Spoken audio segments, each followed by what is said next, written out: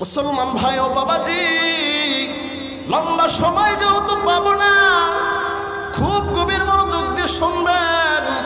সংক্ষিপ্ত কথায় অনেক কিছু বোঝানোর চেষ্টা করছি না মুসলমান। কিয়ামতের কঠিন মুসিবতের দিন, যেদিন বেটা পুত্র কাজে আসবে না, এত আদরের বেটা ওই বেটাও বাবার কাছে যাইতে চাইবে না।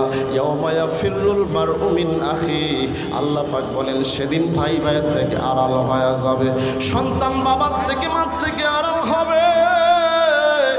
হাসরের মোরাকাবায় চলে যান তো দেখি একটু। 50,000 বছরের দিন,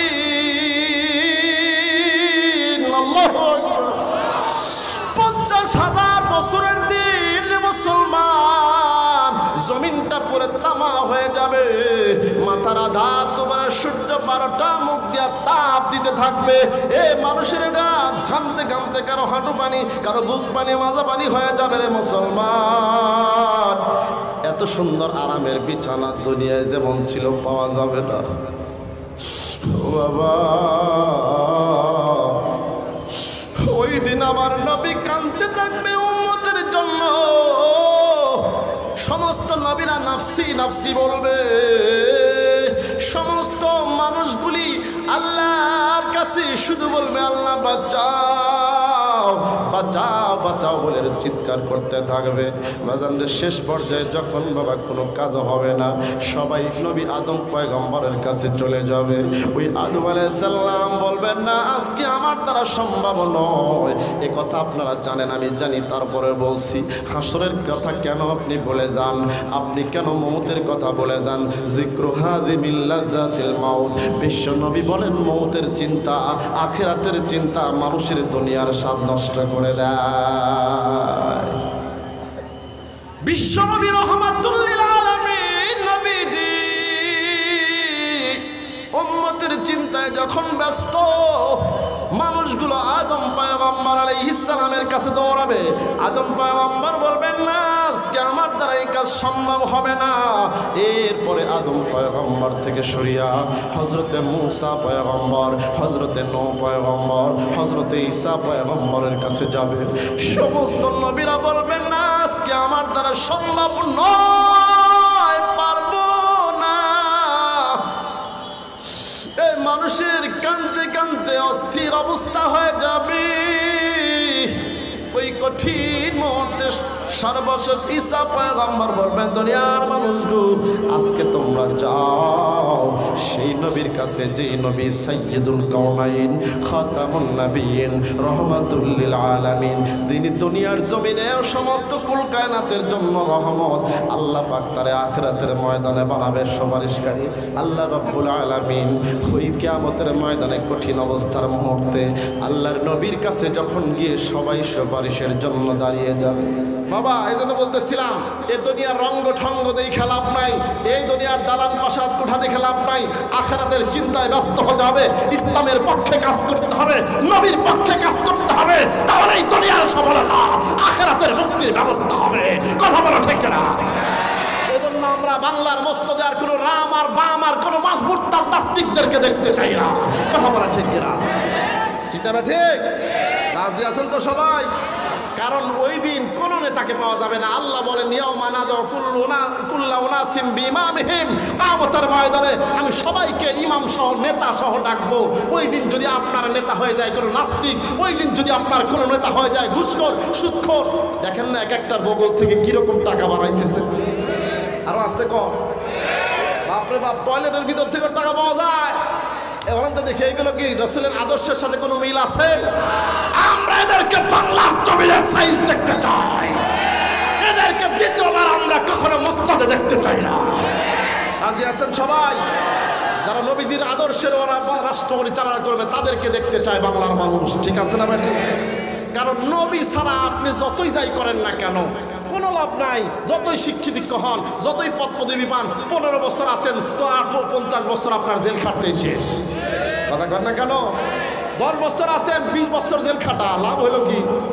লাভ আছে? মরি বাসি আমার নবীর আদর্শ ছাড়া বিকল্প কোনো রাস্তা। সবাইকে একমত আছেন? হাত তুলে তো আবার আল্লাহ কবুল করেন, বলেন আমিন। কারণটা হলো কিয়ামতের ময়দানে নবীরা পর্যন্ত ফিরায় দেবে, যাও, এই কাজ আমার দ্বারা সম্ভব হবে না, যাও ওই আখিরি জামানার পয়গম্বর যিনাকে রব্বুল আলামিন দুনিয়ার জন্য রহমত করেছেন, আখিরাতের জন্য যেই নবী রহমত, ওই নবীর কাছে চলে যান। সকলে লাইন ধরবে, কাল সুবহানাল্লাহ। মুসলমান বন্ধুগণ, আমার ভাইরা, কিয়ামতের কঠিন মুসিবতের দিন যে কথা বলতেছিলাম, সমস্ত নবীদের কাছ থেকে যখন মানুষগুলো বিতাড়িত হবে, কেউ যখন দায়িত্ব নেবে না রে মুসলমান, কেউ যখন স্বীকার করবে না, সমস্ত মানুষ পিঁপড়ার শাড়ির মতো আমার নবীর কাছে চলে আসবে। আমার নবী রহমাতুল লিল আলামিন, সারাটি জীবন যে নবী কাঁদছেন, ওই নবী হাসরের ময়দানে উম্মতের করুণ অবস্থা দেখে মাকামে মাহমুদ সেজদার ভিতরে পড়ে যাবে। আল্লামা ইমাম বুখারী রহমাতুল্লাহ আলাইহি তার বুখারী শরীফের ভিতরে এনেছেন, সমস্ত হাদিসের কিতাবে এই হাদিস কানা পাওয়া যায় রে বাবা। এ মুসলমান, আল্লাহর নবী আমার মাকামে মাহমুদের বুন সেজদায় পড়ে এমন ভাবে কাঁদতে কাঁদতে কাঁদতে নবীজির কান্দন দেখা আল্লাহ ডাকতে বলবেন, নবী আপনি আর কাঁদবেন না, আপনার কান্দা আমার কুদরতি দরবারে সহ্য হয় না। ইরফা রাসাকা, আপনার মাথাটা আপনি উঠায়া দেন। ইসাল তো তা, আপনার যা যাওয়ার দরকার আপনি চেয়ে নেন। আমার আল্লাহ নবীর যখন এই অফারটা করবেন, নবী আমার মাথাটা উঠায় বলবে, আল্লাহ গো, আমার একটা উম্মত যদি জাহান্নামে যায়, আমি নবী তোমার জান্নাতে যাব না। আমি নবীজির পাগল, আমি মদিনার পাগল। সবাই বলে, আমি নবীজির পাগল, আমি মদিনার পাগল। ওই নবীজির গোল বাগিচা, ওই মদিনার গোল বাগিচা, নয়নের কাজল, আমি নবীজির পাগল, আমি মদিনার পাগল। কথা কোন ঠিক কিনা? পাগল যদি হতে হয়, নবীর পাগল হওয়া লাগবে। কারণ ওই নবী রহমাতুল লিল আলামিন ডাক দিয়ে বলবেন, আল্লাহ গো, তুমি যদি আমার একটা উম্মতকে জাহান্নামে দাও, আমি নবী তোমার জান্নাতে যাব না। নবীর উম্মতের দল, তাও কি তোমার নবীর কথা একটা বারো মনে পড়ে না? কেমন করে তুমি নবীর সুন্নাহকে জবাই দিয়া দাড়ি ক্রিম শেভ করে ঘোরো, নামাজের সময় হলো কেন নামাজ পড়ো না রে বাবা?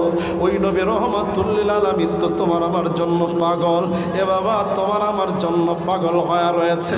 অনেকেরই আব্বা আম্মা আত্মীয় স্বজন কবরে শুয়ে আছে।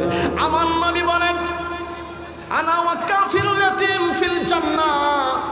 আল্লাহর নবী বিশ্ব নবী বলেন, কিয়ামতের ময়দানে আমি নবী এবং এতিমদের দ্বারা ধারক বাও, এতিমদেরকে যারা সাহায্য করবে। আল্লাহর নবী আরেক হাদিসের ভিতরে বলেন, আসসাই আলাল আলমিরা ওয়াল মিসকিন। আল্লাহর নবী বলেন, বিধবা অথবা মিসকিনদেরকে যারা সহযোগিতা করবে, যারা এতিমদেরকে যারা সহযোগিতা করবে, ওই মানুষগুলি আর আমি নবী একসঙ্গে জান্নাতে থাকব। নবী বলেন,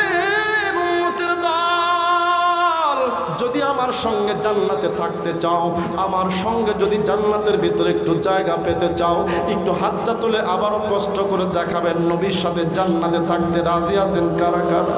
আল্লাহ গো, দেখো তোমার পাগল বান্দারা আমার নবীর সাচ্চা আশেকের দলের আজকে তোমার নবীর সাথে জান্নাত চায়। আমি গুনাহগার দোয়া করে দেই, দয়া করে সকলের জান্নাত তোমার নবীর সঙ্গে বরাদ্দ দাও। জোরে বলো আমিন।